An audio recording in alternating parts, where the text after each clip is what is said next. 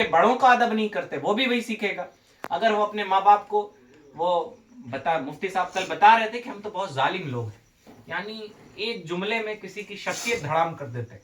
जब बच्चों के साथ आप बैठे होते हैं, अरे चचा तो तुम्हारे सब जानते हैं उनके बारे में, आज बड़ा हुए हैं नेक, फलाने इमाम साहब का जिक्र हुआ, अरे आज जानते हैं उनके बारे में, बिलखुसूस घर की खवातीन वो माएँ कहती हैं अरे फलानी ऐसी ढिकानी ऐसी। एक बुराई हो सकती किसी शख्स में, लेकिन लाखों अच्छाइयां भी तो अल्लाह ताला ने पैदा की। और दीन इस्लाम ने जो कहा है इज्तनीबू कसीरम मिनज़्ज़न, कि तुम बहुत ज्यादा किसी के बारे में सोचने से बचो। ये ऐसा फाउंडेशन है कि अगर कोई आपके सामने मुसल्ला लेके भी बैठा है और तस्बीह लेके यूं कस कस के भी अल्लाह अल्लाह कर रहा है, तो आपको ये नहीं सोचना है कि वो रियाकारी कर रहा है, आपको ये सोचना है वो अपने अल्लाह के लिए पढ़ रहा है। हमें किसी के बारे में बुरा नहीं सोचना है। नबी अलैहिस्सलाम, कुरान मजीद ने फाउंडेशन लगा दिया कि हमें किसी के बारे में बुरा भला नहीं सोचना है, हमें किसी के बारे में बदजन नहीं होना है, हमें उसकी अच्छाइयों पे निगाह रखनी। और बदजन होने का सिर्फ ये नहीं मतलब होता है कि उसके बारे में बुरा ना सोचें, है ना। पता चला आसिफ भाई कुछ कर रहे हैं, चले हम इन्हें चोर नहीं भी कहते, लेकिन ठीक है वो बुरे नहीं है तो अच्छे भी नहीं है। अब तो ये भी एक चला हुआ है कि हम बुराई नहीं किसी की करेंगे लेकिन अच्छा भी नहीं कहेंगे, लेकिन दीन इस्लाम की शान ही अलग है। मैंने एक रिवायत पढ़ी है और मेरे जहन में नहीं किस किताब में पढ़ी है, लेकिन ये नबी अलैहिस्सलाम की तरफ ही मंसूब है गालिबन, कि नबी अलैहिस्सलाम के पास एक सहाबी है और फरमाया मैं अपनी बीवी को तलाक देना चाहता हूँ। तो फरमाया क्यों तलाक देना चाहते हो? कहा कि ऐसा है कि उसमें ये बुराई है, उसमें ये बुराई है, वो जबान की बहुत तेज है, वो मिजाज की बहुत सख्त है, ये है वो है, फलाने हैं ढिकाने हैं। नबी ने फरमाया चलो दुनिया की सारी बुराइयां एक तरफ, ये बताओ तुम्हारी बीवी में अच्छाई है कि नहीं है कोई?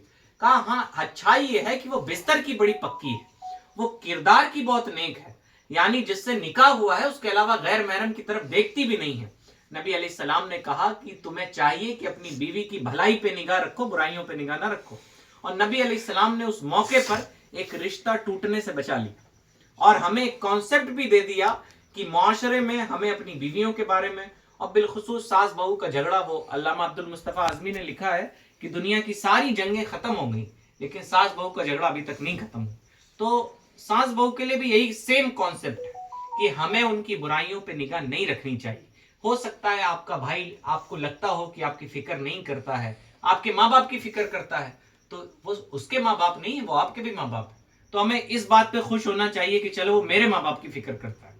हमें इस बात पे खुश हो लेना चाहिए कि चलो वो अपने बच्चों से प्यार करता है, तो उनके बच्चे आपके भी तो कुछ लगते हैं, आपके भतीजे लगते हैं, आपके कुछ भी लगते हैं। चलो आप ये ना सोचें वो अपने बच्चों से प्यार करता है, ये सोचें कि वो आपके भतीजों से प्यार करता है, उन्हीं की अच्छी परवरिश कर ले, कमाल है ना। आप अपने बच्चों की कीजिए, वो अपनी खिदमत अंजाम दें, आप अपनी खिदमत अंजाम दीजिए। अगर ऐसा मुआशरा तश्कील हो जाए कि लोग एक दूसरे की बुराइयां ना देखें, तो फिर हम एक बेहतरीन आदमी, एक बेहतरीन जमात और एक बेहतरीन घर तैयार कर सकते हैं।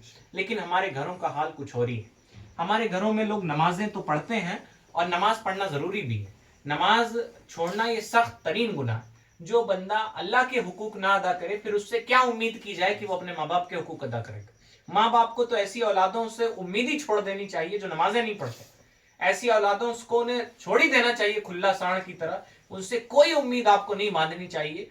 वो गौसे आजम का फरमान है या इमाम आजम अबू हनीफा का कि जो नमाज नहीं पढ़ता उसे कर्ज ना दिया करो, कि जिसने फर्ज की अदायगी नहीं की वो कर्ज की अदायगी क्या करेगा।